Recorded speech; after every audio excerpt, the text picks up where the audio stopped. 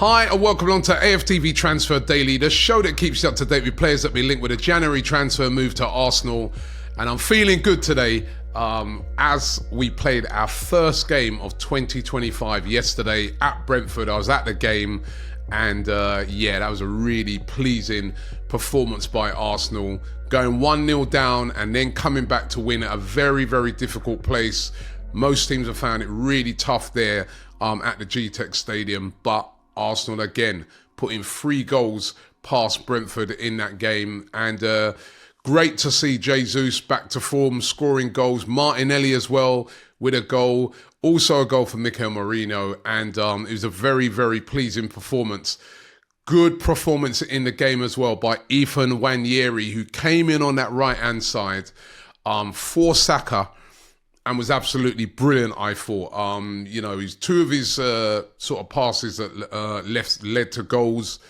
He was taking on his man. He looked really, really good in that position, like a new signing. However, right, I don't want us to make this mistake, right, and feel that, we don't need to get reinforcements in January, because we still do. But that was a pleasing performance by Ethan Nwaneri, and it's good because, maybe he could, him and Sterling in combination, be the answer to that right-hand side until the return of Saka, or do we need to reinforce there? Mikel Arteta was chatting about it after the game, and inevitably asked that question, do you need to go and sign the players in January? He came out with his obligatory, we're going to be looking in the market, and if anything comes up, but it's going to be interesting because some of the players that have been much maligned, and we've we've got to get a striker. Now Jesus is scoring. No, we need someone to cover Saka. Nwaneri comes in and does brilliantly. You know what I mean? I don't know about Martinelli. He's hit form over the last 2 games. So will that give second thoughts to the manager, or should he still strengthen? To me, still has to strengthen. Lots and lots of rumours about targets. Johan Bakayoko is a player that has been spoken about that Arsenal are interested in to fill that right-hand wing or right wing position vacated at the moment by Bukayo Saka. 21 years of age, Belgium international, very, very talented player. I remember seeing him when PSV played us, and he was a real handful, really, really quick as well, and really, really tricky out on that right wing. Now, according to a Dutch outlet called Voetbal Premier, they claim that Arsenal are interested in Bakayoko and are stepping up their pursuit in him. Now, he's been linked with Arsenal many times before in the past, including for much of the summer. Still a very young player, very, very talented player, inconsistent. As I said, only 21. 5 goals and 1 assist this season. That's not bad at all. Could Arsenal make a move for him? Valued at around about £35 million.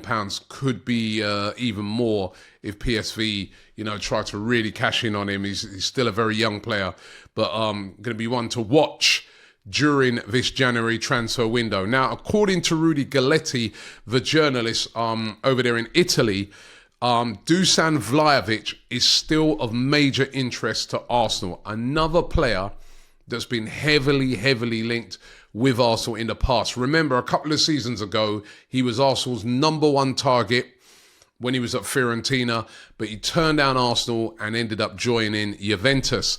Since his time at Juventus, he's really been hit and miss, really hit and miss. He hasn't delivered the goals that he delivered when he was at Fiorentina. He's, what sort of player he's kind of reminded me of a bit in his time at Juventus. It's been a bit like a sort of Darwin Núñez is at Liverpool, in that you see the potential, you see that he can score some great goals at times, you can see that he's an absolute handful, but then at other times he can miss absolute sitters. That's sort of been Dušan Vlahovic's time at Juventus. Now, according to Rudy Galletti, he's still top of Mikel Arteta's wish list for strikers. Could Arsenal make a move for him? 7 goals and 1 assist in 16 appearances this season. Not exactly been lighting it up. Juventus want around about £60 million for him. May be willing to sell him, although, They're still got a lot of things going on for them, still in the Champions League, etc. Would they be willing to sell him? But one, again, to keep an eye on this January transfer window. Would Arsenal go with that big outlay? Or could they go for something a little bit cheaper in Evan Ferguson? Now, the journalist, Ben Jacobs, UK journalist, he's claiming that Brighton may be willing to make Evan Ferguson go out on loan this January transfer window. Ferguson hasn't been getting many starts for Brighton. Of course, now that they've got players like João Pedro and other striking options, he's been further down the pecking list. Still only 20, Evan Ferguson. He's been spoken about now for the past couple of seasons as the next big thing, but we just haven't seen it. And Ben Jacobs claiming that they would be willing to let him go out on loan. Now, Arsenal, Fulham and West Ham said to be all interested in signing him. A big sticking point for Arsenal would be that according to Premier League rules, you're only allowed to loan 2 players from another Premier League club during a season. Right now, Arsenal already got 2 players on loan. Of course, Raheem Sterling on loan from Chelsea, and let's not forget, even though he hasn't played a game yet, Neto is on loan as well from Bournemouth. So we've got 2 players on loan already. That would that would stop any sort of loan move from another club in the UK, including Brighton, unless Arsenal was to get rid of one of those loan moves, cut the loan move short of maybe a Sterling, but that Mikel Arteta's already come out and said he's not going to do that. Or could it be Neto if they were to move for a player like Evan Ferguson? So that would be a major sticking point. But Evan Ferguson could be available on loan this January transfer window. Another player that's a possibility of a loan move, and this would be possible for Arsenal, is Arda Güler of Real Madrid. Now, very, very talented player. We remember in the Euros, he was one of the stars of that Turkish team. We all remember that brilliant free kick he scored. And he, at 19 years of age, he was running the team. He was the player that made it all tick.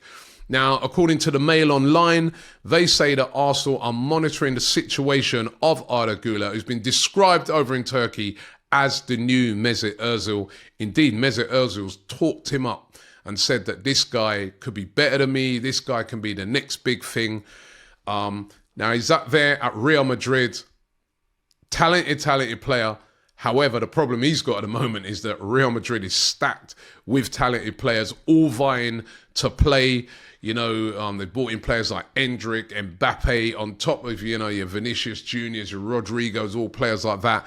And he is really, really struggling to get consistent game time in that team. Now, Carlo Ancelotti, the manager, has recently come out and said, no, Arda Güler, important player, important part of this squad. But, as I said, he's had limited game time this season, Arda Güler. Most of his performances have come from off the bench.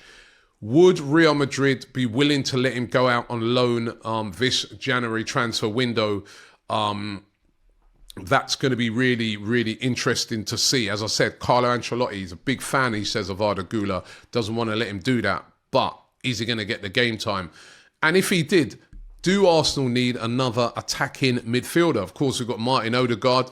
We know that when Odegaard got injured, the player that came in for him was Ethan Nwaneri, and Ethan Nwaneri done a great job. Now, Arda Güler can also play out on that right wing, as well as playing as an attacking midfielder. He can play out on that right wing as well.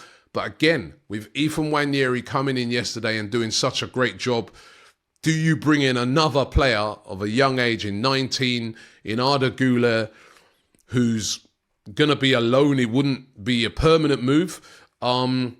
And then hinder the progress of a top prospect like Ethan Nwaneri. These are the sort of things that Mikel Arteta has to weigh up when thinking about signing certain players. We've got a young star in the making in Ethan Nwaneri. Do you want to halt his progress by bringing in a player like an Arda Güler? Interesting. I would love to get your thoughts on it in the comments. If you could get Arda Güler, but that jeopardised the chances of Nwaneri, would you be for that? Or do you look on it and say to yourself, nah, this kid's so talented, get him? interested to hear what you guys are saying. One player looks like he's definitely on the way out, possibly this January transfer window, is Keiran Tierney. Back to fitness now for Arsenal. Been in matchday squads, but not playing. We know that he got that big injury to his hamstring during the Euros, which has kept him out for literally 5 months.